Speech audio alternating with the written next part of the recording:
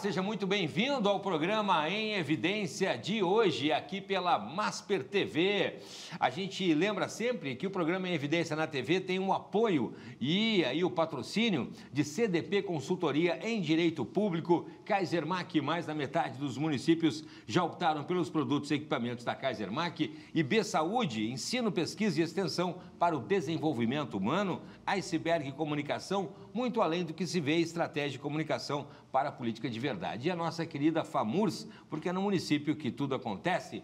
Revista em Evidência na política e nos negócios, você já sabe quem faz está em evidência, e você pode também nos acompanhar lá no nosso canal no YouTube, né? Se inscrever, ativar a notificação, dar aquele joia pra gente lá, e também os bastidores lá do nosso perfil no Instagram.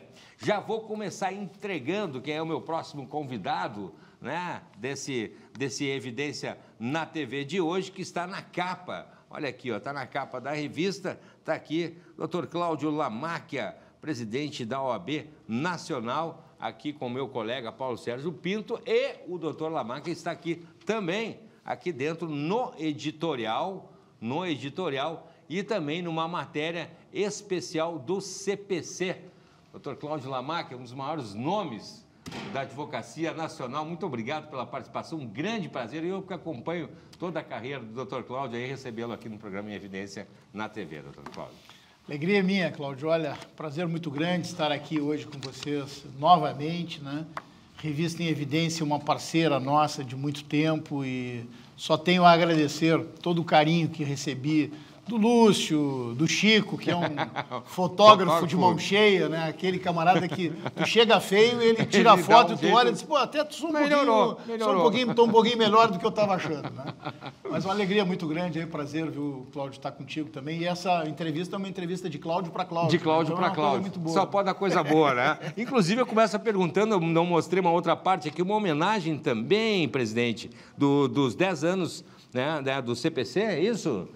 Foi isso. A Escola Superior de Advocacia, enfim, me fez um registro, uma pequena homenagem, justamente pelos 10 anos do CPC, porque eu tenho uma história muito direta, né, com estes 10 anos e com o nascimento do CPC, notadamente no que diz respeito aos temas da advocacia, né, em especial da advocacia.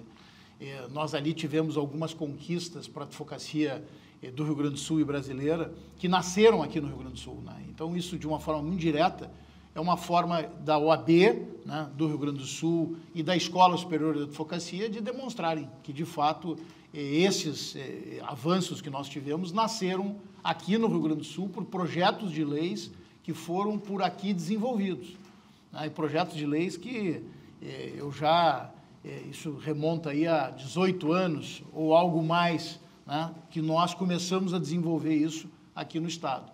As férias para os advogados, quando eu assumi a OAB do Rio Grande do Sul, lá em 2007. Opa! Sou meio ruim de matemática, mas já faz uns 20 anos, né, quase. Então, em 2007, quando nós assumimos a OAB do Rio Grande do Sul, se falava muito que os advogados não tinham férias, que os advogados não tinham uma verba honorária fixada de forma que fosse ela real e objetiva, e de uma maneira que não aviltasse os honorários dos advogados, contagem de prazos em dias úteis, olha só, o Simples Nacional, tudo isso começou aqui no Rio Grande do Sul, a partir exatamente da minha primeira presidência na UAB. E por isso, eu acho que isso foi o mote aí desse evento que a Escola Superior de Advocacia fez. Primeiro, para comemorarmos efetivamente os 10 anos do Código de Processo Civil, mas comemorarmos também estes avanços, né? Hoje, muitas das situações que nós vemos no dia a dia da advocacia foram corrigidas a partir do novo Código de Processo Civil. Por exemplo, né, hoje um advogado, um magistrado, quando for fixar a verba honorária num processo judicial, a verba sucumbencial, ele tem uma regra expressa no artigo 85 que limita em, no mínimo, 10%. Isso naquela época nós não tínhamos. Não tinha. Quando nasceu essa lei, Cláudio, nós tínhamos muitos casos de advogados que nos traziam aqui para a OAB, aqui no Rio Grande do Sul, testemunhos de situações verdadeiramente vexatórias na fixação de honorários. Nós temos um caso muito emblemático aqui no Rio Grande do Sul de um colega que, num determinado momento, acho que de São Borja, esse colega, ele teve uma fixação de honorários de 0,001% num processo que ele tinha, sobre o valor da causa. Isso representava exatamente um maço de papel higiênico. Sim, né? Não, mas o que eu estou dizendo é porque ele fez essa alusão e essa referência exatamente a isso. E aí doou para o foro, à época, para que o diretor do foro comprasse papel higiênico para colocar no foro. Foi uma forma irônica que ele usou. De protestar. Exatamente, para protestar em cima de uma situação absolutamente vexatória. Ridículo. Nós tínhamos na época também o que se chamava compensação da verba honorária. Muitos dos colegas jovens, advogados, né, que hoje exercem a profissão, quando eu falo disso, às vezes eles olham para mim e dizem, mas Lamarck é como compensação? Eu digo, nós vivemos um período onde nós tínhamos o anterior Código de Processo Civil, no artigo 21, que ele determinava, quando duas partes em disputa num processo judicial eram sucumbentes, ou seja, perdiam uma parte, Sim. uma e outra parte a outra, o magistrado determinava a compensação da verba honorária. Então, o que acontecia? O advogado trabalhava 10 anos num processo, chegava no final do processo, o juiz fixava os honorários, mas determinava a compensação entre nós, entre os dois advogados, advogado réu e advogado autor. Portanto, nenhum dos dois recebia nada por esta determinação. Era o artigo 21 do Código de Processo Civil que dizia isso, do anterior Código de Processo Civil. Foi o primeiro enfrentamento que nós tivemos. E a partir exatamente do novo CPC e desses projetos de leis que nasceram aqui no Rio Grande do Sul, nós acabamos definitivamente com a possibilidade da compensação. Hoje é vedado por lei. Sim. O CPC diz isso expressamente no artigo 85 também. E começou aqui. Começou aqui, nasceu aqui no Rio Grande do Sul. Aqui. Essa história me orgulha muito, viu, Cláudio? Pois porque todo um grupo, né? Pois a obra, eu sempre digo isso, a obra é verdadeiramente coletiva. Sim. Aqui no Rio Grande do Sul, na UAB do Rio Grande do Sul, nós sempre fizemos tudo de forma absolutamente harmônica e de forma coletiva, como eu digo. Que maravilha. Presidente, vou começar perguntando de uma maneira mais geral de um cenário institucional. Como é que o senhor avalia o atual cenário institucional do Brasil, especialmente em relação à harmonia entre os poderes, né? O que tem causado muita polêmica, Congresso Nacional, Executivo, Supremo Tribunal Federal. Como é que está essa situação? Uma perguntinha mais fácil tu não tem, assim, para começar, para nós começarmos a aquecer. Podia começar com uma coisa, né? Já vamos direto para a polêmica, né? Nós estamos vivendo um momento muito difícil mesmo. A Constituição diz, né, que os poderes devem ser harmônicos e independentes, né? E o que nós temos visto hoje é algo que foge muito do que delimita a Constituição Federal. Nós estamos vivendo um momento muito delicado no Brasil e eu não tenho dúvida nenhuma disso, né? Eu tenho falado e afirmado muito, né? De forma muito reduzida, até porque... Sim, também polêmica já tem, né? Estou mais recluso às minhas atividades profissionais, ao escritório de advocacia e o meu tempo... Agora há pouco eu ainda comentava isso aqui antes de nós virmos para o ar, né? Eu digo, o meu tempo livre eu tenho dedicado plenamente à família, né? Coisa boa. Mas eu tenho dito que a temperatura tem que baixar, viu, Cláudio? Tem que baixar porque... Os ânimos estão... E são aquelas situações que nós estamos vendo e sabemos como começa, mas não sabemos como termina. Sim. Né? Então, sim. Na medida que nós temos um aquecimento desse processo todo, do jeito que nós estamos vendo hoje, e o tensionamento cada vez maior, sem dúvida nenhuma, perdemos todos, né? Perde o Brasil, perde a institucionalidade, e eu vejo realmente com muita preocupação. Aonde se vai hoje, a roda que tu estiveres... E os colegas, o descontentamento dos colegas é unânime. E não só dos colegas, não só da advocacia, né? Eu digo muito o seguinte, até mesmo em rodas fora do âmbito do direito, aonde eu chego, enfim, com amigos, um evento social, alguma coisa, a primeira pergunta que vem para mim é sempre essa. O camarada me encontra, Lamarck, mas... E o STF? E o Supremo? Né? Então, realmente, isto é ruim para a institucionalidade. Né? Isso não é uma coisa boa. E é ruim para o próprio Supremo. Ou seja, o Supremo não pode ter tamanho protagonismo como nós estamos vendo. Nós estamos vendo hoje. E aí todo mundo é um pouco de advogado também, todo mundo quer dar uma opinião. Não vamos longe, né? Hoje... Qualquer pessoa, qualquer cidadão hoje sabe a escalação total do Supremo Tribunal Federal. É verdade. Mas não sabe a escalação do Brasil, da seleção brasileira. É verdade. É isso. Isso diz tudo, né? Isso já diz tudo, a comparação. Bom, a gente tem a situação também, inclusive agora que gerou mais polêmica, presidente, da questão do novo ministro, que vai substituir o ministro Luiz Roberto Barroso, né? Essa indicação, ela é assim mesmo, está gerando polêmica, mas é amigo do presidente, mas é assim, é amigo do presidente, está dentro dos critérios, nesse caso, pelo menos pela indicação, apesar da polêmica? Pois essa é outra grande polêmica, né, Cláudio? E aí isso me reporta ao tempo que eu presidia a OAB Nacional, né? A Ordem dos Advogados, Conselho Federal. E naquele meu período, que foi um período riquíssimo, né? Eu digo que vivi na presidência nacional da OAB um dos momentos mais ricos e mais complexos da República. Com certeza. Tanto que eu me refiro a presidente justamente por causa disso, né? Porque marcou uma era ali, nos orgulha muito aqui no Rio Grande do Sul, inclusive. Muito obrigado, Cláudio. Eu fico muito feliz. Mas eu digo, aquele período foi um período tão complexo. Hoje as pessoas falam muito, né, dessa polarização e do que nós estamos vivendo ali. Mas eu passei na presidência nacional da OAB por inúmeras situações extremamente complexas. Aquele período foi um período, como digo, muito rico, né? Nós podemos falar, olha, a Ordem dos Advogados do Brasil, no primeiro mês da minha presidência nacional da OAB, eu fui ao Supremo Tribunal Federal, ainda o saudoso ministro Teori Zavascki, né, que era o relator do processo.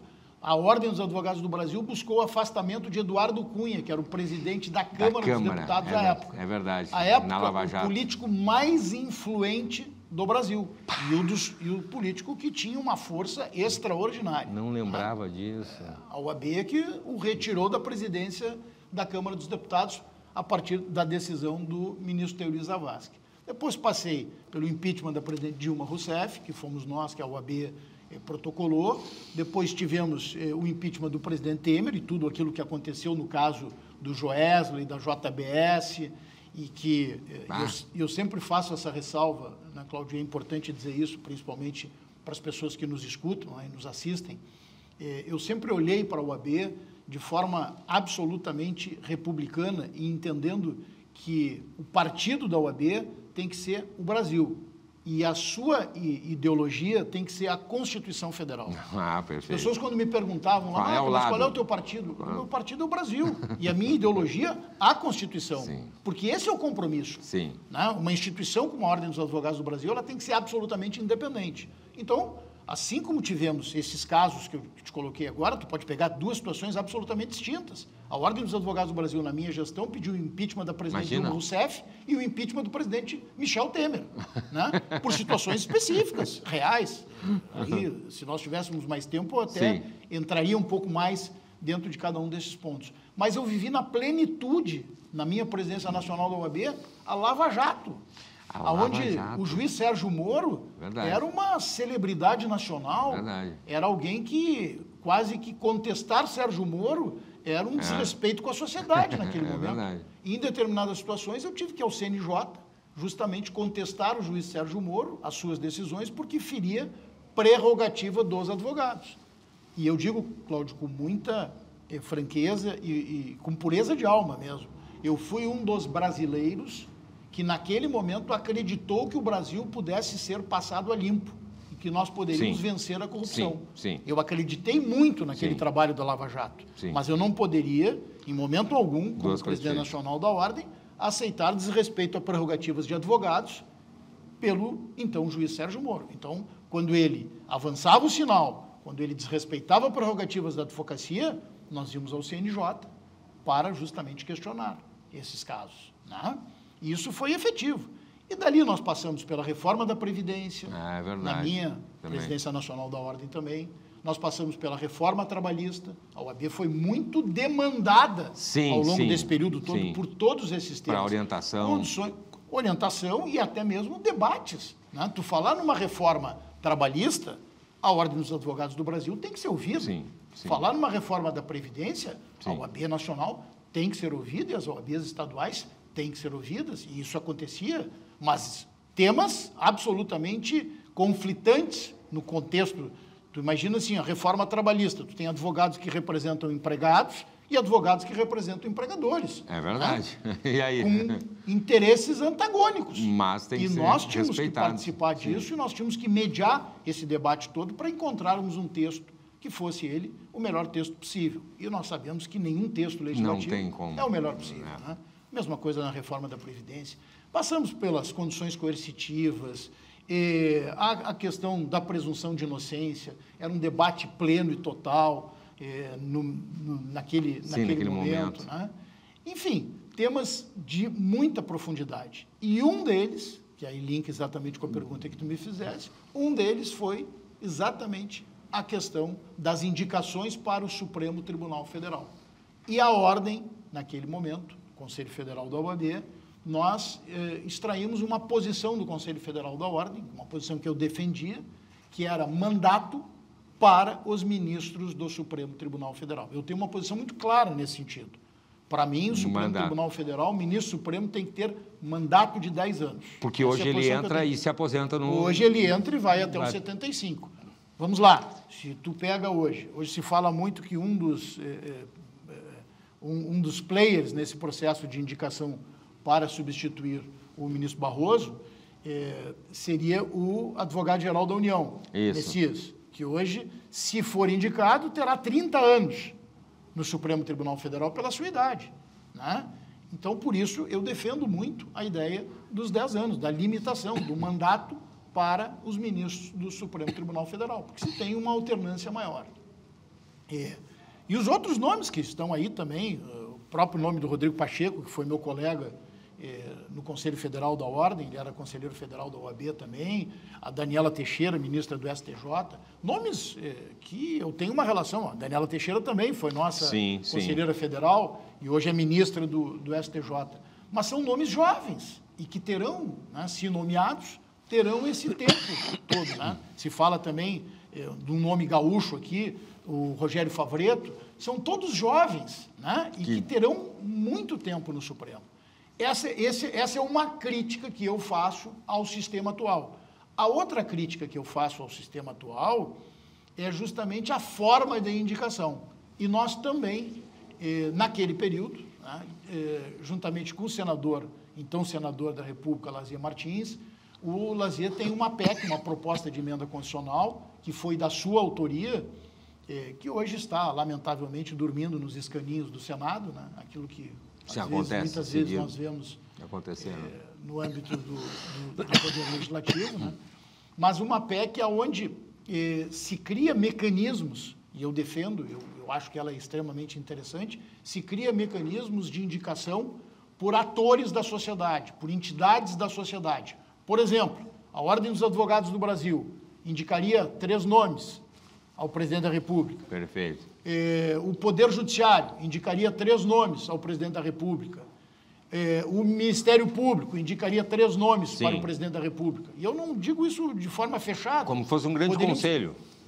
O que se compõe disso, né, que eu digo que não seria uma coisa fechada, o que eu quero dizer é que, eventualmente, nós poderíamos ter também outras instituições a indicar. Sim. Se comporia uma lista de 9 nomes, de 12 nomes, de 15 nomes.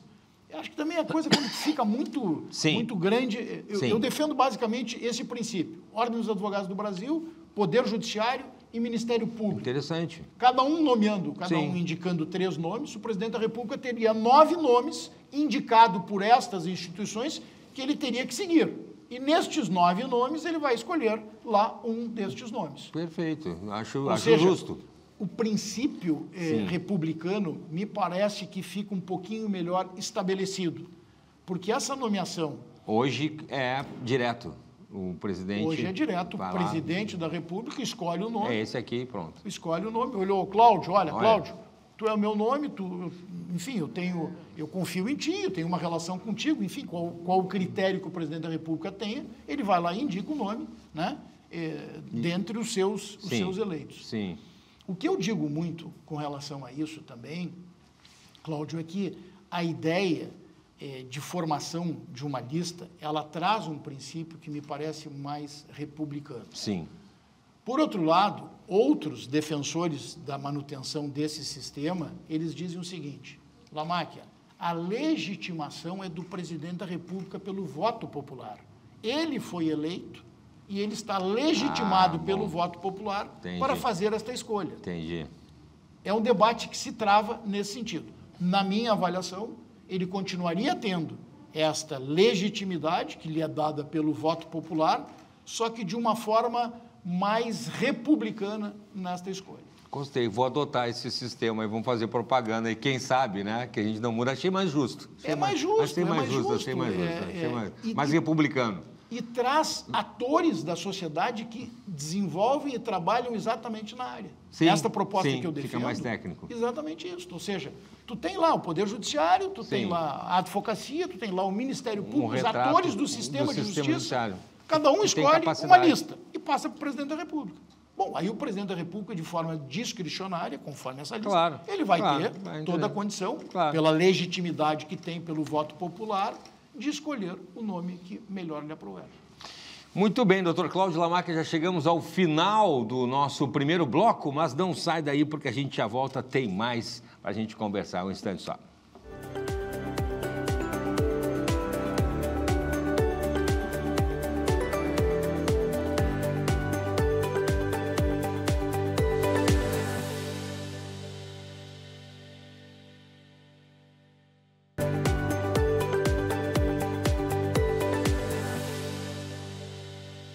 Estamos de volta com o programa Em Evidência na TV, agradecendo a sua companhia e o seu carinho. O programa Em Evidência na TV tem um apoio e um patrocínio, sempre lembrando, de CDP Consultoria em Direito Público. Kaisermac, mais da metade dos municípios já optaram pelos produtos e equipamentos da Kaisermac. E B Saúde, ensino, pesquisa e extensão para o desenvolvimento humano. Iceberg Comunicação, muito além do que se vê. Estratégia de comunicação para a política de verdade, a nossa querida FAMURS, porque é no município que tudo acontece. Revista Em Evidência na política e nos negócios, você já sabe, quem faz está em evidência. Nos acompanhem, por gentileza, lá no nosso canal no YouTube e também lá os bastidores no nosso perfil no Instagram.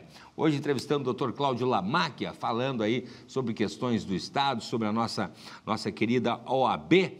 Aliás, vamos voltar aqui para o Rio Grande do Sul, falar sobre um evento que eu participei, Cidade da Advocacia, do irmão, né? Um evento fantástico, Dr. Leonardo Lamarca.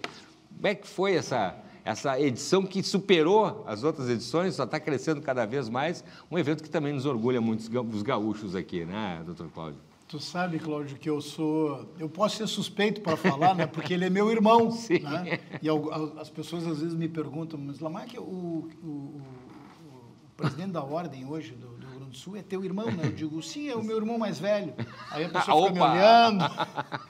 Leonardo, meu querido amigo, sempre me atendeu muito bem, querido amigo. Meu irmão caçula, mas como eu disse, né, eu posso ser suspeito para falar, mas tenho que falar. Porque, de fato, a presidência do Leonardo aqui na UAB, ele já foi reeleito, né, já está na sua segunda gestão, ela tem sido exemplar sobre todos os aspectos. Ele tem sido o presidente que eu acredito que deva ser um presidente da Ordem dos Advogados do Brasil, assumindo o compromisso com a instituição, com a institucionalidade da OAB, atuando de forma absolutamente isenta, de maneira que a frase, aquela que eu uso e que te digo que me conduz em termos de vida, no pensamento do que é uma instituição como a OAB e tantas outras, ou seja, o teu partido tem que ser o partido da instituição, a tua ideologia tem que ser a da Constituição Federal, é o que o Leonardo tem feito. Mas, a par de tudo isso, e as defesas e as bandeiras que ele tem, de fato, defendido, tem uma outra situação que ela é real, que é uma gestão plena na OAB do Rio Grande do Sul. Este é um dos exemplos que tu estás trazendo, Cláudio. A cidade da advocacia. Isso não tem paralelo. Não tem prerrogativa. Foi criado na gestão dele. A cidade da advocacia é um selo do Leonardo Lamarca, que casualmente é o meu irmão mais velho. Não, é o caçula. Ele está acompanhando. Vai acompanhar. Olha, vai não, mas corneta. Isso eu posso fazer com ele, não tem problema. Coisa de família. Porque lá na UAB, de vez em quando, ele diz assim, não, tem que falar com o velho Lamarca lá. Então ele me apelidou de velho Lamarca. Mas ele vai ter depois o troco disso, porque ele tem 3 afilhados. Né? As minhas 2 filhas que uma está com 22, uma está com 19, a Vitória e a Maria Eduarda já estão cursando Direito. Opa! E o Cláudio Lamáquia Filho, que é o meu filho de 7 anos, já discursa sobre prerrogativas da advocacia. Então ele vai ter o troco lá na frente quando qualquer um dos três forem lá, foram galgar outros passos, ele né? vai ter que aí vão dizer assim, tem que falar com o Dindo lá, mas velho, o Dindo com já é o velho Lamáquia também. Então vai ser isso. Mas, de fato, a cidade da advocacia é um sucesso fantástico. Retumbante. Estive lá, foi incrível. Uma ideia dele extraordinária, né? Sobre todos os aspectos, Cláudio. Deu muito certo, né?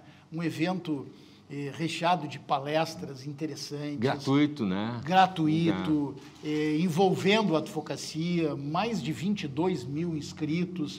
Só para que tu tenha uma ideia, traçando um paralelo, no âmbito nacional, nós temos uma conferência nacional da OAB, nacional, que é feita por gestão. A gestão tem 3 anos no Conselho Federal, tu tens uma conferência nacional da advocacia por gestão. A minha foi, até então, a maior de todas as conferências nacionais.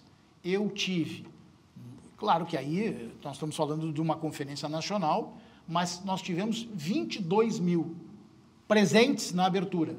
Presentes, não inscritos, presentes. Tu imagina exatamente o que significou este movimento que o Leonardo fez aqui na cidade da advocacia. Ou seja, ele bateu a Conferência Nacional da Advocacia, que foi realizada, a minha, em São Paulo, no Anhembi. Conhece o tamanho do Anhembi? Sim. Olha, é um evento não, assim... é uma hora, olha, comparação incrível. A que nós realizamos na minha gestão, ela foi, naquele momento, colocada como o maior evento jurídico do mundo. Então, eu estou colocando isso só para traçar um paralelo com o que o Leonardo conseguiu fazer aqui na OAB do Rio Grande do Sul com a cidade da advocacia. É um feito, eu reitero, extraordinário sob o aspecto de todas as seccionais. As outras seccionais do Brasil hoje vêm beber aqui na fonte para pegar exatamente essa experiência dele e a ideia que ele teve na criação da cidade. Participando. E foi muito feliz ainda porque ele fez a cidade num local espetacular. Sim, né? Que é o cartão postal hoje o cartão da postal cidade. de todos nós, né? O Cais Embarcadero. Maravilha. Falando em OAB, não posso deixar de perguntar, doutor Lamáquia, sobre a questão das próximas eleições, da próxima diretoria, né, da OAB, aí, das próximas eleições para a OAB nacional, né? Quais são as expectativas? Bom, eu espero que o Leonardo ainda tenha uma longa trajetória no âmbito da ordem. Eu não preciso te dizer, né, Cláudio, seria da minha parte algo que não seria franco se eu não dissesse que, de fato, eu tenho um sonho de vê-lo presidindo a OAB Nacional. Eu fui o primeiro presidente da OAB nacional, né, pelo Rio Grande do Sul. Né? Ou seja, nós demoramos 90 anos... para chegar lá. Que ano isso foi? A OAB do Rio Grande do Sul, eu assumi como presidente. Primeiro eu fui vice-presidente nacional da Ordem, depois assumi como presidente nacional da OAB em 2016. A minha gestão foi 16, 17, 18 e o primeiro mês de 19, porque na OAB Nacional é um pouquinho diferente. A gestão termina no dia 31 de janeiro. Então, eu tive 16, 17, 18 e o mês de janeiro de 19. Ou seja, ainda passei pela posse do então presidente Bolsonaro. Sim, né? sim. Ou seja, passei por todo aquele processo eleitoral. Foi uma gestão marcante. E agora também, por ser o primeiro gaúcho na presidência, também, isso faz toda a diferença. Isso me orgulha muito. Abriu as portas. Não posso dizer que eu não sonho sem falsa modéstia, em vê-lo como o segundo gaúcho. Né? Imagina. Se eventualmente ele conseguir e tiver a oportunidade nessa caminhada, né, que é uma caminhada difícil, não é uma caminhada simples, haja vista do que nós estamos aqui conversando. São 90 anos quando eu cheguei na presidência da OAB Nacional. Ou seja, o Rio Grande do Sul demorou 90 anos para fazer um presidente da OAB, advindo da OAB do Rio Grande do Sul, a chegar na OAB Nacional. Então, não é simples, mas eu espero que isso possa acontecer, porque talento ele tem para isso, e talento ele tem de sobra. Maravilha. Falando de um ponto de vista de uma questão técnica, doutor Cláudio Lamáquia, acreditas no uso do plenário virtual, né, que tem impactado aí no ritmo da qualidade das decisões judiciais, o tal do plenário virtual? Eu acredito, Cláudio, mas eu acredito no plenário virtual da seguinte maneira, ou seja, o plenário virtual ele pode funcionar desde que as partes representadas pelos seus advogados concordem com o julgamento no plenário virtual.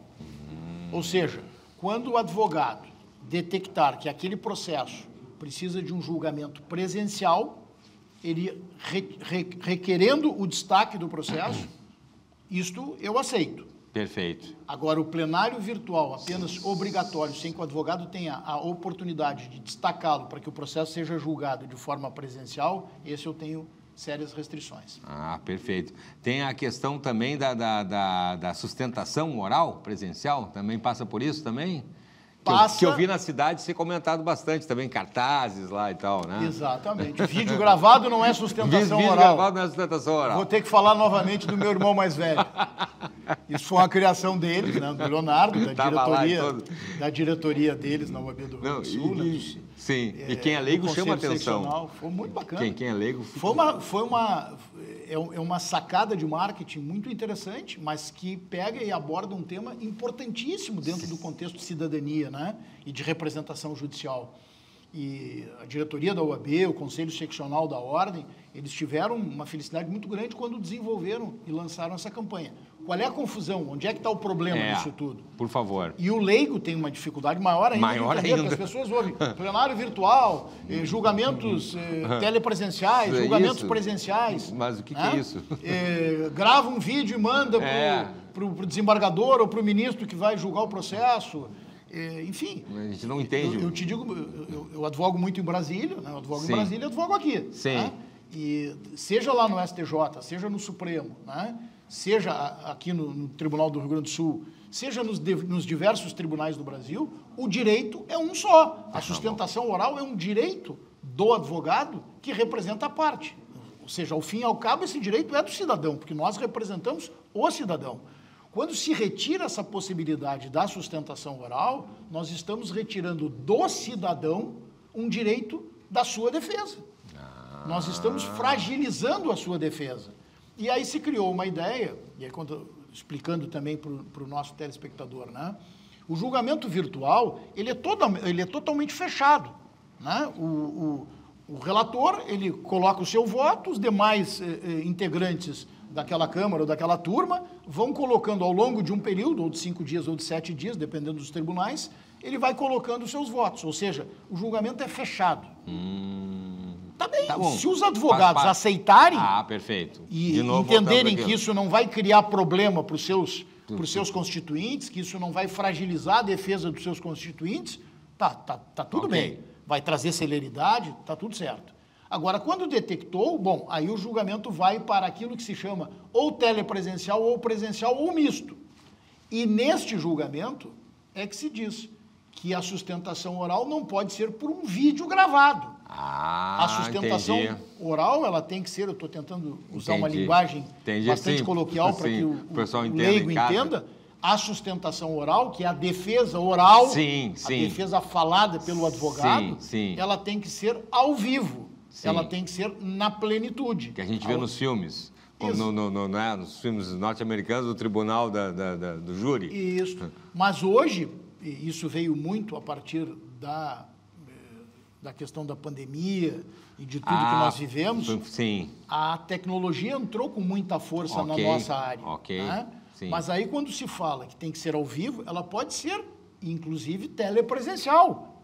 Né? Sendo uma opção do advogado, olha, o advogado não quer fazer a sustentação oral por alguma razão, advogado do interior do estado do Rio Grande do Sul, lá de Livramento, ele não quer se deslocar até Porto Alegre para um julgamento presencial. Nós temos os mecanismos, a tecnologia está aí hoje, e isso está funcionando assim, ele vai sustentar de forma telepresencial. Vai abrir o seu computador lá de Santana do Livramento, mas ao vivo. Sim. Ou seja, ele vai interagir com os magistrados. Entendi. Ou ele vem a Porto Alegre, ou enfim, aonde for, e faça a sustentação oral presencial. É isso que nós defendemos. Não defendemos a ideia de que um vídeo seja postado, como se fala, no processo, e aquilo ali substitua a sustentação oral. É exatamente esta campanha. Vídeo gravado não é sustentação oral. Ela tem que ser ao vivo e de forma direta. Agora uma explicação didática, né? Sem o juridiquês, assim, agora tentei ser o mais didático. Não, o pessoal agora entendeu. Não, mas faz sentido, realmente, faz sentido a questão do ao vivo, mesmo sendo à distância, mas ao vivo. Porque nesta questão, mesmo que seja à distância, sendo ao vivo, o advogado pode interferir numa questão de fato, numa questão de ordem. Claro. Ele acompanha o julgamento. Vamos lá. Um determinado desembargador, ele entendeu uma situação incorreta dentro de um processo e está lá no seu voto afirmando que tal coisa aconteceu em tal dia, o advogado pode, né, requerer uma questão de fato e aí esclarecer na questão de fato, olha, não é isso, é assim, assim, assim. Na hora. Perfeito. Falando em entrou na nossa área, a questão da tecnologia, não podemos deixar de falar, doutor Cláudio, a questão da inteligência artificial.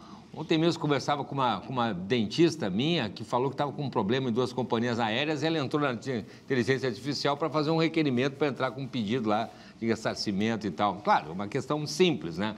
Mas e aí, se usasse, acho que uma das primeiras áreas que se falou em inteligência artificial é usar os processos, fazer petições e tal, através da inteligência artificial. Qual é essa relação? Como é que os operadores do direito veem essa relação da inteligência artificial com o ofício, né? Com a operação do direito? Bom, hoje eu posso te dizer, Cláudio, que nós vivemos uma verdadeira transformação na nossa área e em diversas outras áreas, quase que a totalidade. Sim. A inteligência artificial hoje é uma realidade, né? Quem não acompanhar a tecnologia hoje, vai ter inúmeros problemas. Só que nós temos que ter muito cuidado porque a inteligência artificial, ela ainda não chegou num nível de assertividade que se possa ter a total tranquilidade. Sim. Ou seja, no âmbito do direito, eu tenho defendido muito isso, e no meu escritório, o que eu digo eu pratico. Sim. No meu escritório, nós temos uma banca relativamente grande, mas no meu escritório hoje nós temos, sim, utilizado a inteligência artificial principalmente para facilitar o dia a dia da advocacia. Sim. Com pesquisa. Sim, né? Mais rápida. Isso, com uma pesquisa mais rápida, Sim. com uma busca de determinadas doutrinas Sim, mais de forma rápida, Sim. com auxílio na conferência de um texto, Sim. mas deixar na plenitude que a inteligência artificial faça alguma coisa, nós temos relatos hoje muito significativos de problemas. A inteligência artificial, e a expressão é essa, as pessoas dizem que ela alucina, ela inventa, quando ela não encontra, ela inventa jurisprudência. Que perigo. Isso é crime, dentro de um processo. Sim. Nós temos relatos de casos, de processos judiciais, onde uma determinada petição, um determinado recurso, está lá citado uma jurisprudência que não existe. Que não existe. Ela inventou com nomes bonitos, rebuscados, mas não existe. Tu sabe, Cláudio, que esses dias eu, em Brasília, conversando com um ministro, não vou cometer nenhuma inconfidência aqui, porque não vou citar nome, mas um ministro do STJ, Superior Tribunal de Justiça, meu amigo, nós estávamos jantando e ele comentando comigo, me explicando, me dizendo, né, que eles já tiveram no gabinete dele 3 casos que eles detectaram de recursos especiais que chegaram lá, que citavam jurisprudência, inclusive dele, que ele teria defendido, que ele teria decidido de uma determinada forma, e ali cita o nome dele como relator e o número de um processo, que era, evidentemente, que ele olhou aquilo, né? Porque o leigo entenda também, ele olhou aquilo e disse, não, mas eu nunca decidi dessa maneira. Mas dá uma veracidade para quem não entende. Então, olha a preocupação que se tem que ter. Imagina um estudante, um recém-formado. Não, mas não é nem um recém-formado. Se um advogado, de forma inadvertida, ele for usar a inteligência artificial hoje, no formato que ela está posta aqui hoje, sem que haja uma revisão, um controle, um cuidado, ele pode acabar se envolvendo numa situação como essa que eu estou contando. Fraude. Que é real. Ou seja, e esse relato não é um relato assim esporádico de uma outra pessoa. Pois é, não. E olha a instância que chegou. É isso.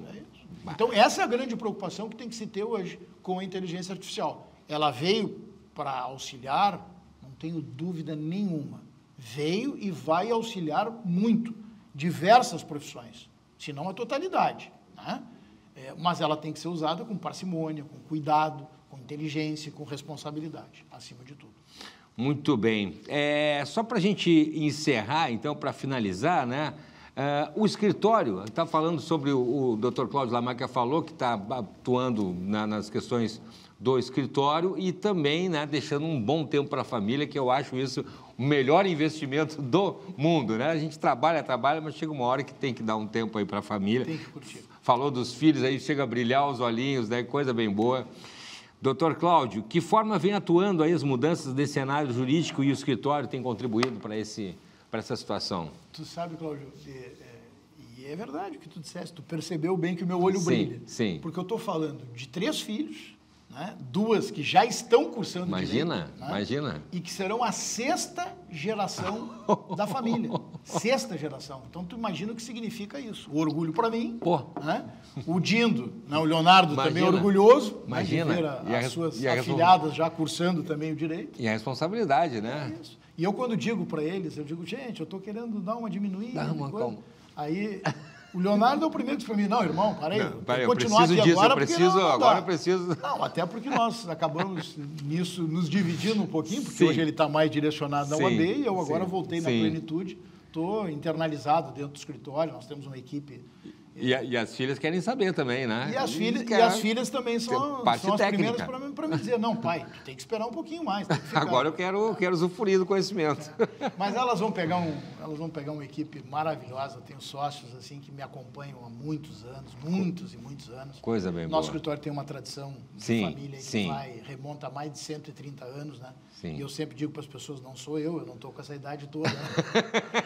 Mas é que veio desde o meu tataravô, então assim, tem uma história, a gente tem uma história no direito, eu sou um apaixonado pela advocacia, as pessoas às vezes brincam comigo, né? Porque muito se falou, né? Quando terminou a minha presidência nacional da Ordem, as pessoas, enfim, achavam que eu ia para a política, vai ser candidato ao Senado, vai ser candidato ao governo, isso e aquilo. Eu digo, gente, eu sou advogado, eu vou voltar a fazer aquilo que eu amo, gosto. Que é a advocacia. Então, hoje eu estou... Quando me perguntam, como é que está a vida? Plenitude. Maravilhosa. Está na melhor plenitude. Impossível. Não, coisa bem boa isso. Estou começando a desacelerar e olhando para a vida com esse viés assim de cuidar um pouquinho mais da família também. Coisa bem boa. Fica a dica para quem está nos acompanhando também, viu? Muito obrigado, viu? Muito obrigado, meu xará, Cláudio Lamarca. Parabéns pela família, parabéns pelo trabalho. Vamos seguir conversando, né? Porque o direito agora deu 2026, tem eleições. Por favor, mas muito obrigado por nos atender, por conversar com a gente aqui, tá bom? Muito obrigado, Cláudio. Obrigado pela parceria aí, obrigado pela entrevista, foi muito boa, passou rápido. E os meus parabéns e cumprimentos novamente para a revista Em Evidência, né? Para o Lúcio, esse craque do Chico aqui que nos deixa sempre bem nas fotos. Muito obrigado. E olha aqui, ó, essa entrevista foi histórica, viu, para você que está nos acompanhando, pois será a matéria principal da primeira edição da revista Em Evidência Jurídica. É isso mesmo, tá bom? Não sai daí, em seguidinha, a gente está de volta no instante só.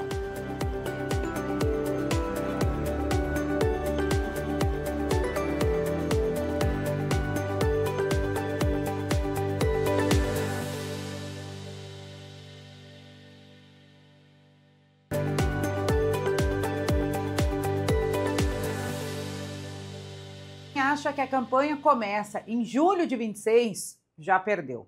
A verdade é que a eleição já começou, só que está disfarçada agora nesse momento de rotina. Os movimentos mais inteligentes, as alianças mais fortes e o fortalecimento de imagem sendo feitos tudo agora, longe dos holofotes, enquanto muita gente ainda acredita que é cedo demais.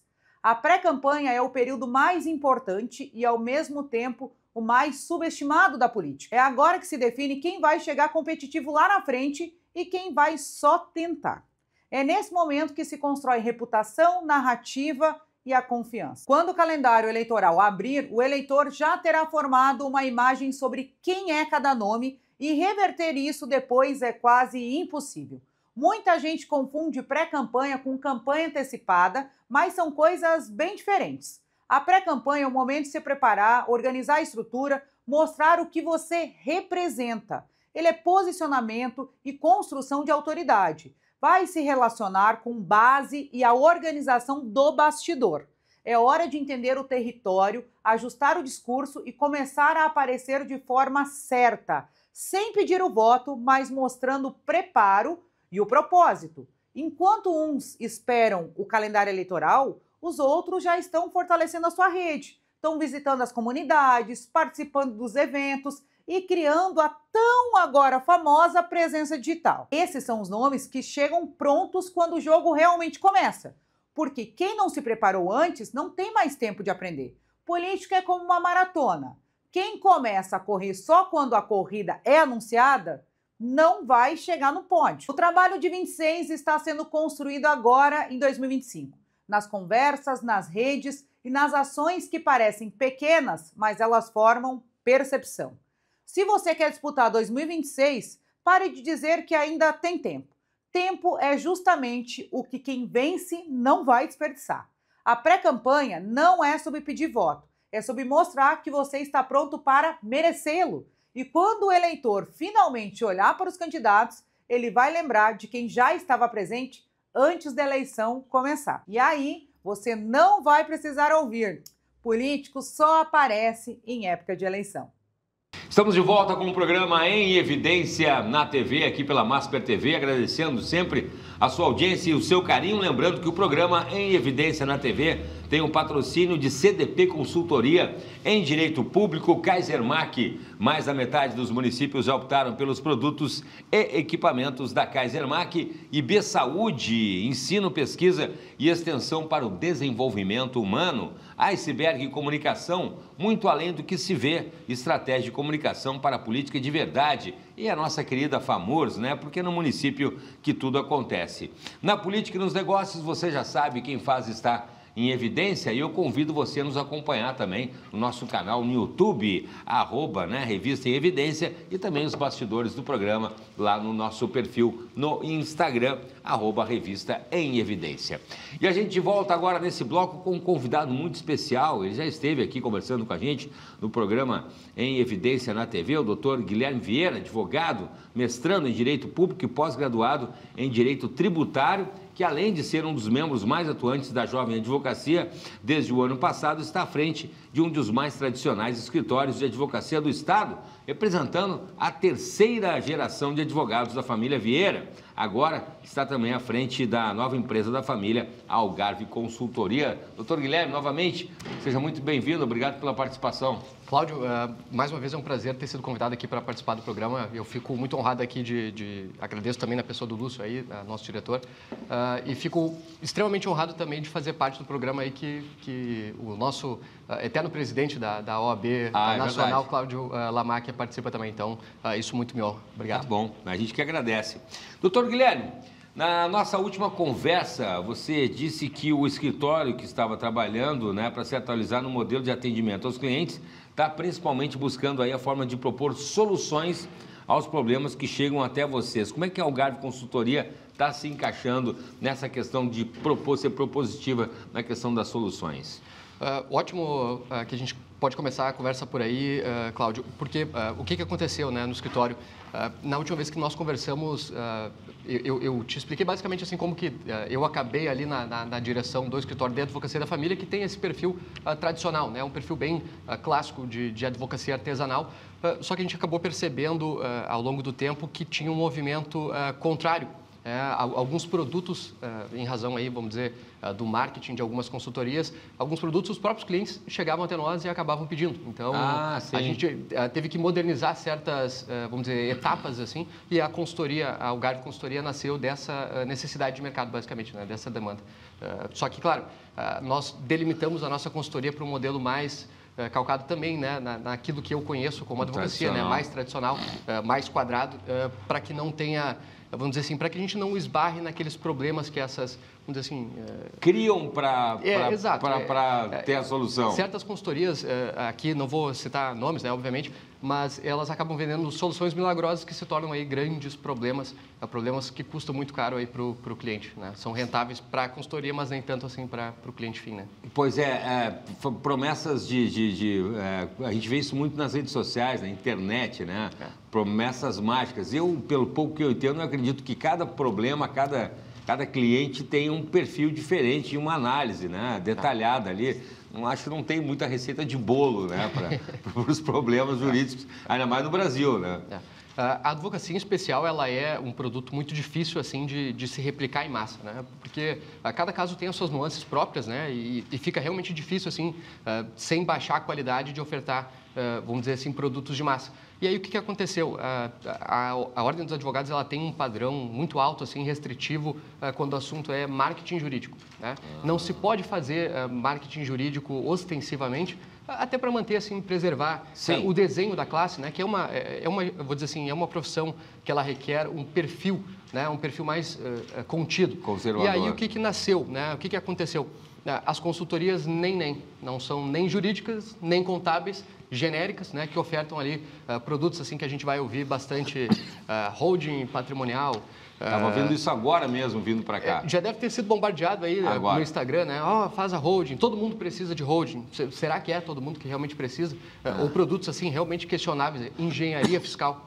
Pois é. Cláudio, eu fiz já 60 cadeiras no bacharelado de Direito, mais umas 20 no mestrado, eu nunca tive uma cadeira sobre engenharia fiscal, né? O que, afinal de contas, é isso? Até a gente tem um caso que chegou no escritório para a gente resolver o problema causado pela consultoria, que foi uma consultoria que oferecia essa dita engenharia ali, né? Um redesenho da classificação dos produtos que uma empresa do setor de telecomunicações vendia, e a Receita Estadual não concordou com esse entendimento e acabou apontando a empresa em 22 milhões de reais, né? E várias outras do mesmo setor que acabaram contratando esse serviço. Então, a nossa consultoria, quando a gente delimitou, nós focamos muito mais naquilo que é consolidado, né? Naqueles produtos que são, assim, já certo, testados. Né? E, principalmente, além desses que a própria clientela, né, acabava nos pedindo, a gente acabou focando em outras soluções de caixa, que é a busca de recurso via Banco de Desenvolvimento, captação de recurso via edital, né, de recursos subsidiados,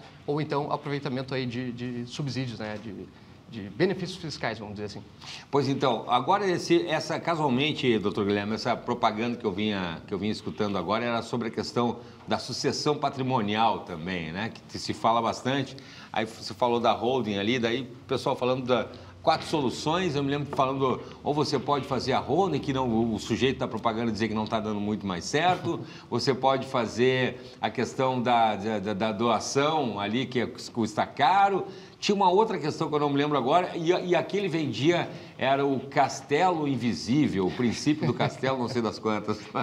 Essa é a grande dificuldade, e é por isso que a advocacia e a ordem, como um todo, sempre se protegeu desses produtos de momento, porque eles são sempre reféns de um novo lançamento. Olha, se existe um produto da hora, a gente precisa no ano que vem ter uma outra solução, né, assim, milagrosa para um problema aí existente.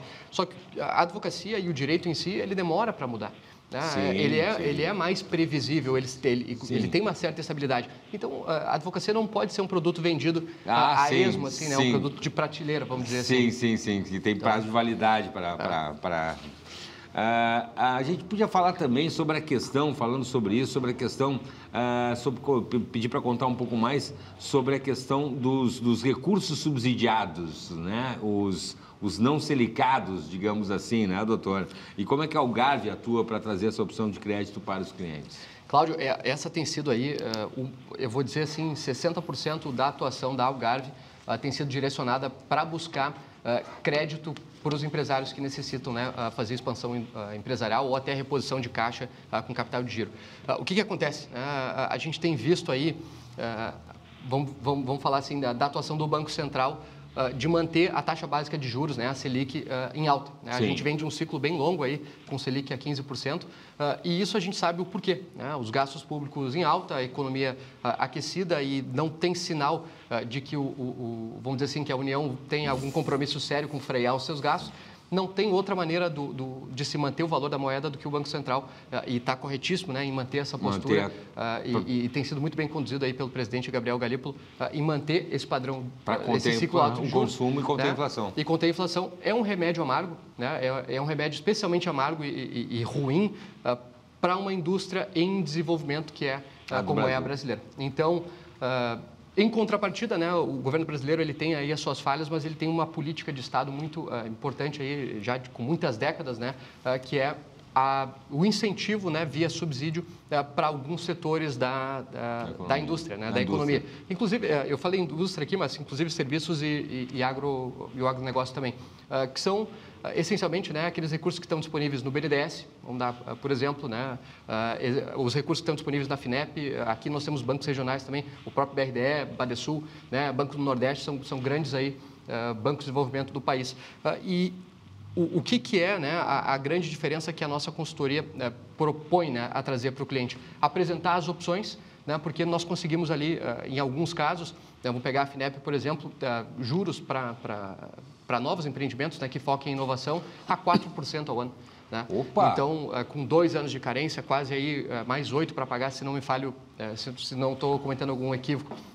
Então, a gente está falando de um subsídio que, no final das contas, né, representa, além da possibilidade de crescimento bem estruturada para a empresa, de literalmente, né, num cenário de Selic alta, em dinheiro no caixa, né, mais recurso disponível para a empresa. Mas aí o escritório tem que justamente fazer aquela, adequar para conseguir esse subsídio daí. Essa aqui, vou dizer assim, é o maior entrave para a empresa captar. O primeiro deles é saber que ela está elegível a captar. Né? O segundo é, o Banco de Desenvolvimento, por definição, né, por regulação do Banco Central, ele não pode manter agências e ele também não tem relacionamento. Então, não tem empresa correntista. Né? Então, a empresa precisa, no caso concreto, captar o recurso via projeto, via solicitação, via processo administrativo, fazer a solicitação para aquele caso ali. Olha, nós vamos fazer essa implementação, nós somos essa empresa, nós pretendemos chegar nesse ponto e contamos aí, né, e estamos solicitando o apoio, seja do BNDES, com uma linha mais inovação, seja da FINEP, seja BRDE, Badesul, enfim, a instituição financeira que for. Né? Então, esse vou dizer assim, a maior dificuldade, né? A empresa conhecer e pedir corretamente o recurso. Aquilo que ela poderia acessar, né? E isso para fazer dinheiro, uma pergunta óbvia, mas para fazer dinheiro em caixa, daí, doutor, qual é a finalidade exatamente? Vamos pensar assim, uma empresa que tem uma boa estrutura, né, de caixa, ela tem ali uma reserva de lucros em 10 milhões, vamos supor.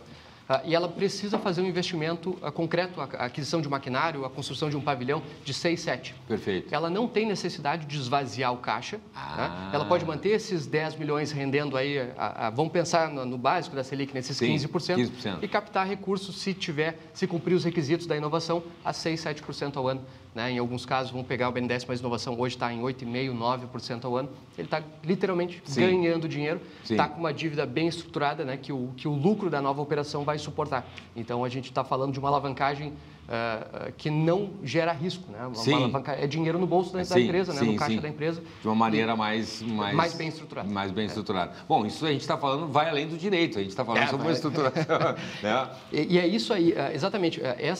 A Algarve ela surgiu para a gente atender essas questões que não dependem só de um bom advogado. Então, a gente constituiu dentro da Algarve uma equipe bem, vou dizer assim, multidisciplinar. Nós temos contadores, economistas, administração, né, um combo ali para conseguir, vou dizer assim, extrair o máximo de cada área e apresentar a solução ideal aí para o nosso cliente. Interessante, muito interessante.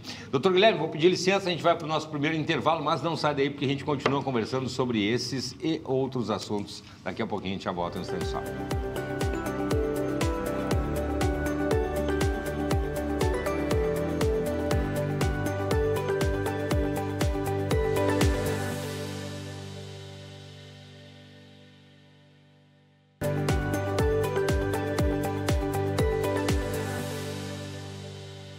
Estamos de volta com o programa Em Evidência na TV, aqui pela Masper TV, sempre agradecendo a sua companhia e o seu carinho. Lembrando que o programa Em Evidência na TV tem o patrocínio de CDP Consultoria em Direito Público. Kaisermac, mais da metade dos municípios já optaram pelos produtos e equipamentos da Kaisermac. IB Saúde, ensino, pesquisa e extensão para o desenvolvimento humano. Iceberg Comunicação, muito além do que se vê, estratégia de comunicação para a política de verdade. FAMURS, é no município que tudo acontece e você já sabe, Revista em Evidência, na política e nos negócios, quem faz está em evidência. Nos acompanhe lá no nosso canal, se inscreve, ativa a notificação, dá aquele joinha, aquele like para a gente lá no YouTube, Revista em Evidência, e também os bastidores do programa lá no nosso perfil, lá no Instagram. Deixa eu mostrar aqui o meu convidado de agora, Dr. Guilherme Vieira, que já está também aqui, ó, na Revista Física, aqui numa outra entrevista que a gente fez aqui na Masper TV, no programa Em Evidência na TV. Está aqui também, né? Nessa última edição aqui, numa das últimas edições da revista Em Evidência, que tem um programa Em Evidência na TV.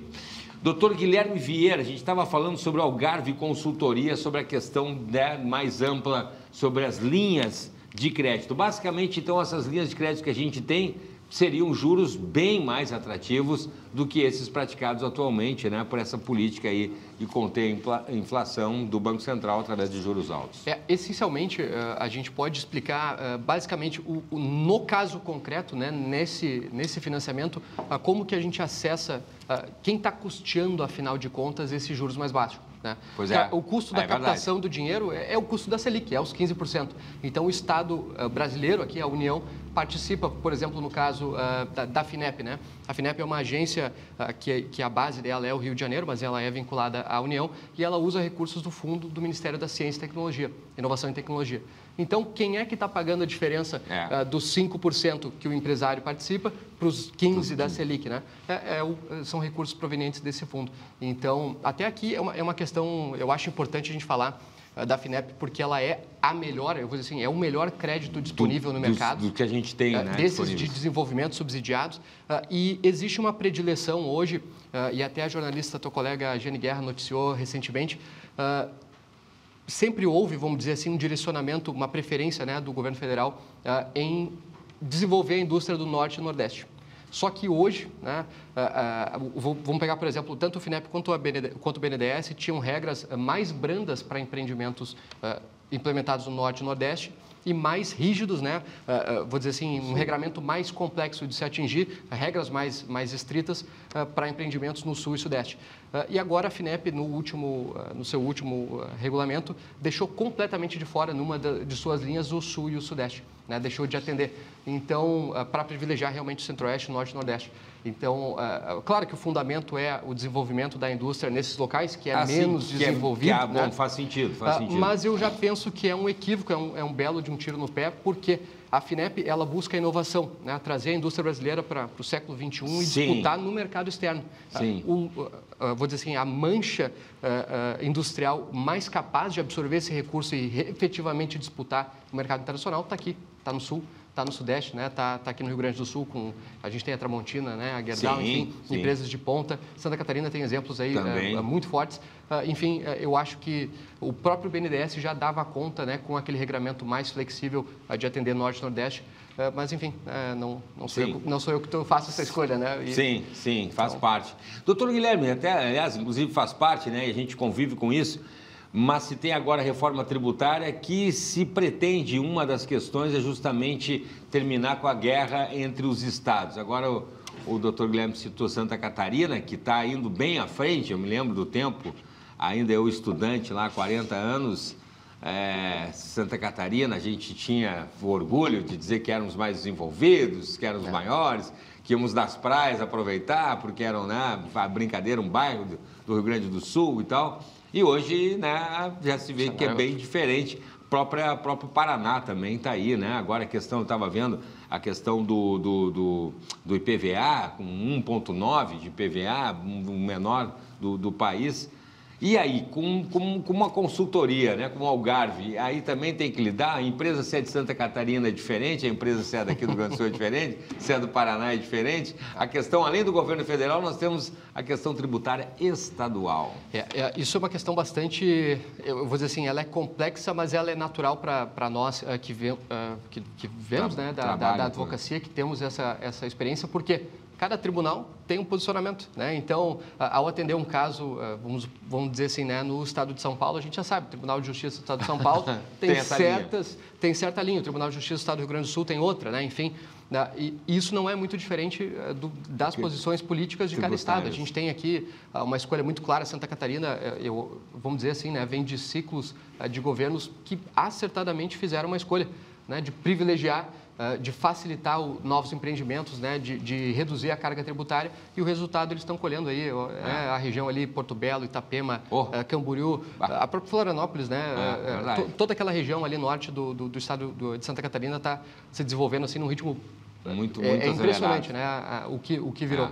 E é mérito, né, dessa política de governo, vamos dizer assim, perene, né, de privilegiar o empreendedor, o empresário, né, de trazer novos negócios e não afugentar, como, vamos dizer que o nosso estado, infelizmente, tinha essa cultura, né, até acredito aí que nos últimos anos tenha se voltado mais, né, para dentro do empresariado mesmo, né, e trazer soluções aí da iniciativa privada e menos do Estado. Porque, de fato, né, o empresário é o que gera emprego, é o que acaba gerando renda e, consequentemente, gerando os próprios tributos né, para o Estado. Então, é interessante ver um trabalho, né, que o governo deveria realmente dar uma facilitada e o advogado e a consultoria tem que fazer esse meio de campo para a sobrevivência do empresário. Até um bom exemplo que a gente pode trazer aqui, né, de iniciativas que o governo do Estado do Rio Grande do Sul implementou para trazer novos investimentos, e principalmente em regiões menos desenvolvidas do Estado, é o Fundopem.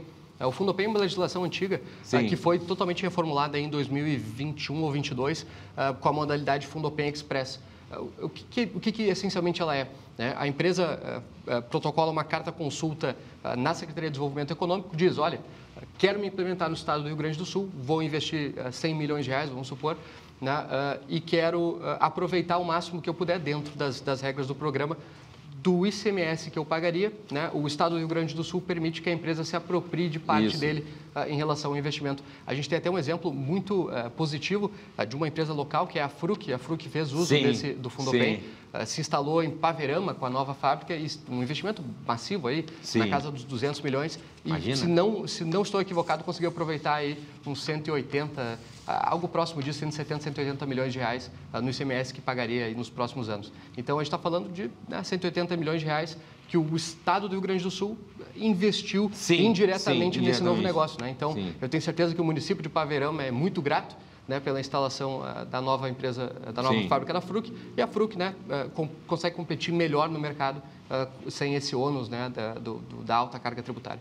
Porque nós temos a relação também dos municípios, né? A gente falou da federação, eu respeito muito o advogado da área tributária, porque temos os tributos federais, os tributos estaduais e os tributos municipais. Diz que o arcabouço fiscal vai dar né? Não sei. Dizem, né? Pois e ela tem anos para ser implementada, né? O sistema tributário brasileiro, ele não é segredo, né? Ele é um dos mais, se não o mais complexo sistema tributário que se tem notícia aqui, pelo menos no Ocidente, né? A gente tem a convivência ali de tributos que oneram desde a parte produtiva, a parte do consumo, depois, ok, não fatura no lucro, mas quando passa para a pessoa física, tributa de novo. Você recebe, você é tributado quando recebe, você é tributado quando consome, você é tributado quando compra com o dinheiro que você recebeu, que já foi tributado. Então, tem até alguns cálculos assim que já foram feitos, e alguns são questionáveis, assim, né, se estão precisos ou não, mas que estipulam nossa carga tributária efetiva em mais de 60%. Sim, se for fazer esse cálculo de todo... Então, a gente está falando aí da carga tributária mais alta do Ocidente e um dos serviços públicos gerais, o resultado, né? Um custo-benefício aí que é duvidoso. Minimamente duvidoso. Para ser simpático, né? Para ser simpático. Doutor Guilherme, também a gente não pode deixar de falar nos programas, a diferença, né, entre os programas emergenciais, né? Explicar um pouquinho mais sobre o aproveitamento dos programas de incentivo. A gente falou do Fundopem agora, mas a questão da isenção tributária, que é diferente do que a gente falou agora do Fundopem, que é deixar de pagar o tributo. O Fundopem, ele é um programa específico, né, que ele usa os incentivos fiscais como um instrumento para atrair o empresário e novos empreendimentos. Os programas emergenciais, eles são, especialmente aqui no estado do Rio Grande do Sul, a gente tem exemplos, dois bem concretos. Um que surgiu, uma linha de crédito específica que surgiu dentro do Badesul, acredito, se não me engano, que o Banrisul operou também o BRDE, logo após as enchentes. Eu não sei se tu vai lembrar, Cláudio, daquela discussão, a minha empresa foi alagada, mas não está na mancha do Isso, DataPrev, exatamente. da União, Tem que estar dentro do... Aquele recurso ali era um recurso que não era fundo perdido, hoje não se fala, né, em fundo perdido em lugar nenhum mais. Esse termo. A empresa precisava estar bem, né, com pulmão, para captar ele, mas ele era um recurso que tinha efetivamente subsídio, né? O governo participava, ofertava ali o crédito abaixo, né, do mínimo da taxa básica de juros. Então, esse é um exemplo de programa emergencial e, mais recentemente, a gente tem aqui também uma excelente iniciativa do governo do Estado e tem que cumprimentar também toda a equipe econômica do governador Eduardo Leite, que foi, o Rio Grande do Sul foi o estado mais rápido a ofertar uma solução para os exportadores gaúchos que foram afetados aí pelo tarifaço do governo americano. A indústria da proteína, principalmente, que foi afetada de frente, né? O Estado do Rio Grande do Sul ofertou uma linha emergencial, né, que foi operacionalizada por meio do BRDE, subsídio de até 100 milhões de reais, para que a empresa que efetivamente exporta, né, que comprovasse exportação nos últimos 12 meses, pudesse captar um recurso e, vamos dizer assim, respirar o próximo ano sem pagar, né, com carência, até encontrar novos mercados ou até se solucionar, que não foi solucionado ainda, a questão das tarifas em si. Então, esses são programas, são os emergenciais, né, que surgem ali para solucionar problemas concretos, né? Sim. E tem aqueles que são os programas perenes, né? Que são realmente escolhas de Estado ali, que, como eu gosto sempre de falar, né? A FINEP, que é o melhor, a gente realmente tem que bater palma, assim, porque é uma iniciativa espetacular aí em prol da indústria. O BNDES, mais inovação, é também um exemplo. Fungetur, eu acredito que os prefeitos direcionam bastante projetos. Fungetur é uma linha de crédito que vem com recursos do Ministério do Turismo, que ela é para fomentar o turismo no território nacional. A gente tem taxas de juros dentro do Fungetur aí em 9% também ao ano, 8% ao ano, uma carência longa, até 4 anos para pagar, até 4 anos para começar a pagar e mais uns 20 para amortizar, se eu não estou equivocado. Então, realmente, é para trazer o empresário que sabe fazer o uso dessas ferramentas, cresce mais do que aquele que não sabe fazer, né? Um empreendimento que custa caro fica viável. E fica, vamos dizer assim, economicamente bem estruturado. Por essas ferramentas. A gente viu recentemente que ministros do TST, né, queriam construir uma sala VIP no aeroporto de Brasília, utilizando... Esse é o problema. Recursos públicos, né? E aí veio à tona a notícia, deu uma chiadeira pela sociedade aí, eu acho que se reverteu a situação. Pois é, Cláudia, essa foi uma questão aí que tomou os últimos noticiários, que é justamente, né, o Tribunal Superior do Trabalho manifestou a intenção de construir uma sala VIP dentro do aeroporto de Brasília para ser frequentada só pelos ministros, para que eles não fossem importunados ali, no acesso dos seus voos. Esse tipo de medida eu acho preocupante porque ele não reflete aquilo que o serviço público, o espírito do serviço público que eu aprendi vendo o Ranolfo, meu pai, e o Ranolfo, meu avô. Né? Servidor público é literalmente, né, tá ali no cerne da palavra, ele é para servir. É para servir o público e não para ser servido. Então, esse tipo de medida eu sempre vejo com muita preocupação porque acaba desgastando a figura central do Estado Democrático de Direito, que é o Judiciário, que é o Poder Judiciário. Pois é. Né? Hoje a gente está vivendo aí um momento de maior tensionamento entre o povo e justiça, né? As pessoas têm perdido assim o respeito que se tinha nas instituições e esse tipo de medida, vamos dizer assim, não soma, né, com esse cenário, não melhora.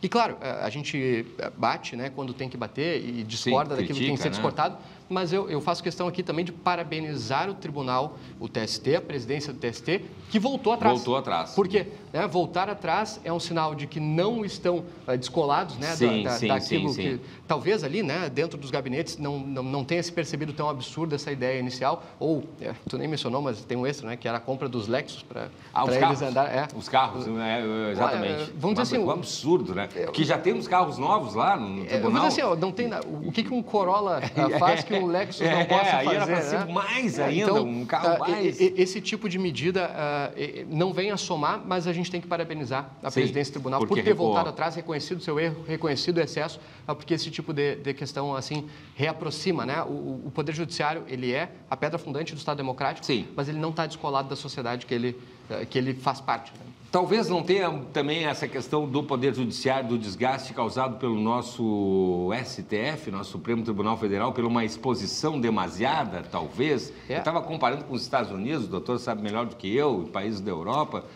com esses STFs mais comedidos, digamos assim. O nosso aqui parece um reality show, assim, né? A nossa Suprema Corte, ela tem algumas peculiaridades e algumas delas, assim, eu vou dizer, são até culpa nossa, da sociedade, porque nós somos praticamente fissurados ali, eu acho, em acompanhar os julgamentos e todo discussões. Todo mundo tem um pouco de advogado. Todo mundo quer, né? Hoje, ali, quando se junta o plenário do Supremo Tribunal Federal, há 20, 30 anos atrás, era só para quem era do meio, muito, né? Hoje a gente tem televisionado o julgamento, todo mundo dando opinião, etc. Né? Aquela torcida. Parece Copa do Mundo, todo mundo vê treinador. Então, claro que se soma a isso, né? Piora perfis de julgadores mais, vamos dizer assim... Expostos, né? Que não tem aquela retidão dos ministros antigos. Acho que isso vem a somar, mas também há uma participação aí, vamos dizer, uma meia-culpa social. Sim, da social nesse momento, infla, né? Que infla, acaba inflando, né? Transformando aí o que é direito, o que é técnica, em torcida. Em torcida, é verdade, é verdade. Isso não faz bem para nenhum Estado.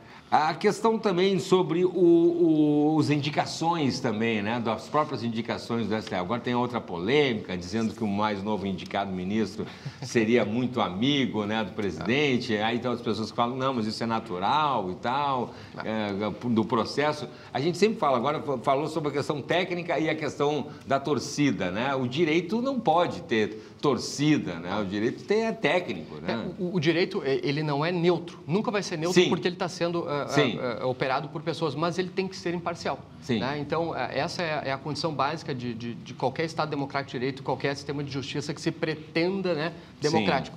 E quanto às indicações, a gente tem aqui muitas críticas da sociedade, né, em geral, ao modelo de escolha dos ministros do Supremo Tribunal Federal. Que eu vou dizer, não tem nada de errado em comparação com outros modelos, outras democracias ocidentais. Né? A indicação presidencial ou por meio do Congresso para a vaga do Supremo Tribunal Federal, ela tem, vou dizer, uma lógica sistêmica. Né? O Executivo participa indicando, o Senado, né, o Legislativo, através do Senado, faz a sabatina, faz o filtro para ver se esse indivíduo tem ilibada a conduta e notório saber jurídico, que são os critérios, né? A gente escuta também, não tem critério técnico, qualquer um chega lá. Isso. Não é verdade.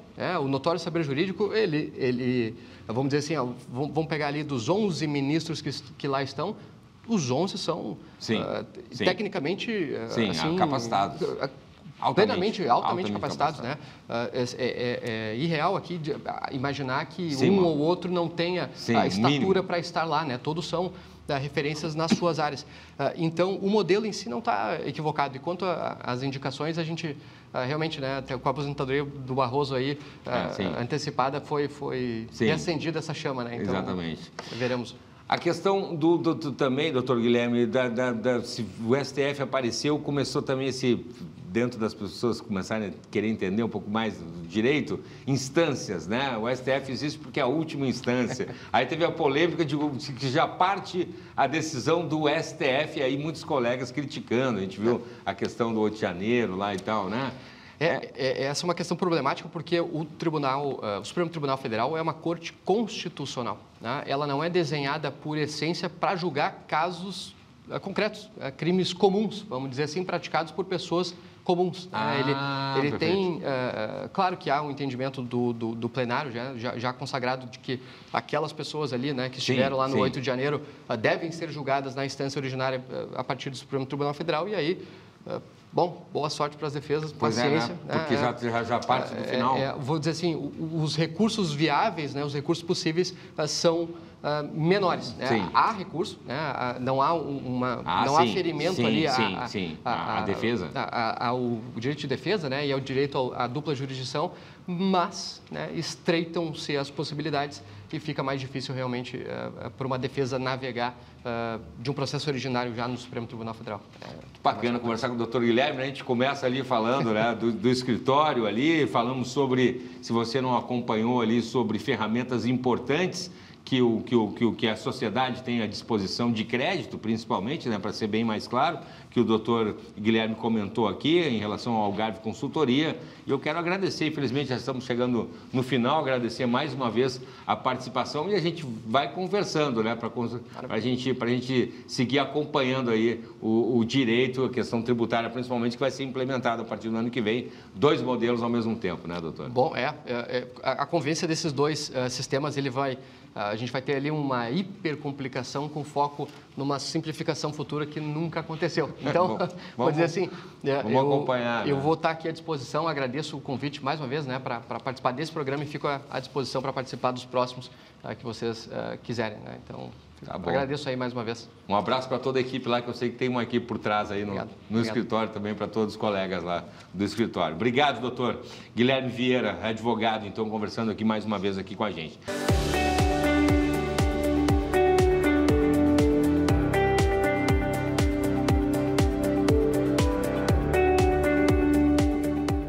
Comentário em Evidência. O comentário de Vladimir Chieli. Ainda sobre a emenda constitucional número 136, que conversamos na semana passada sobre precatórios, ela faz previsão, de acordo com os seus dispositivos, em relação à necessidade de estabelecer uma reforma previdenciária no âmbito municipal, claro, os estados e também a União, que já fez a sua em 2019, mas essa aplicação da reforma previdenciária no âmbito municipal, prevista lá em 2009 de forma voluntária para os municípios adotarem os mesmos dispositivos da legislação federal, da reforma que foi feita no âmbito federal da União e adequado ao município, nesta emenda constitucional número 136, foi novamente excluída a obrigatoriedade dos municípios adotarem o mesmo procedimento e as mesmas previsões de reforma previdenciária da União. No entanto, alguns dispositivos prevêem ali a possibilidade, por exemplo, de parcelamento do passivo e da dívida atuarial que os municípios têm, ou seja, aqueles valores que não foram pagos há anos atrás para o regime próprio de previdência, tem essa possibilidade de pagar esse passivo e essa dívida ao longo de 300 parcelas, 300 anos, 300 meses, na verdade. O que significa um número suficiente para equilibrar grande parte dos regimes próprios de previdência que têm passivos e que têm dívidas atuariais a serem observadas. Mas ele exige que até março de 2027, para que o município possa adotar essa prerrogativa e essa possibilidade de poder fazer esse parcelamento, que adote a reforma da Previdência de 2019 feita pela União. E isso, claro, pode impactar significativamente, inclusive, na possibilidade de estabilização do crescente déficit previdenciário que os municípios têm. A estabilização dessa situação, com a reforma, mexendo principalmente na questão da idade e tempo de contribuição, ela pode ser uma solução para o já problemático e crônico problema do sistema previdenciário, tanto nacional como, basicamente, o sistema municipal. Porque, segundo estudos, inclusive do Banco Mundial, publicado ainda no ano passado, o Brasil hoje, com um PIB de 11 trilhões e meio, gasta 54% do total do PIB em previdência. Não estamos falando de orçamentos, mas sim do PIB, que é toda a produção, toda a circulação de mercadorias, bens, valores, transações, tudo que o município produz, tudo que o Estado produz, tudo que a União, o Brasil inteiro produz, gera 11 trilhões. E 6 bilhões de reais, praticamente, são destinados exclusivamente à Previdência. O sistema efetivamente não suporta e a tendência é colapsar tudo em menos de 5 anos, se não forem adotadas medidas mais duras de reformas, porque nós todos estamos vivendo mais e mantendo o mesmo período de contribuição. É claro que a conta, infelizmente, não fecha. E alguém tem que sustentar esse sistema todo de previdência quando nós nos aposentamos, quando nós paramos de trabalhar e também de contribuir. Então é necessário que os municípios, principalmente, trabalhem nesta linha de reformas para se reestruturarem e terem uma estabilização no sistema previdenciário, sob pena de comprometer o orçamento de forma significativa. E obrigado à sua audiência também, ao seu carinho aí pela participação aqui no programa Em Evidência na TV. A gente vai ficando por aqui, tá bom? Um grande abraço, fiquem com Deus, até a próxima.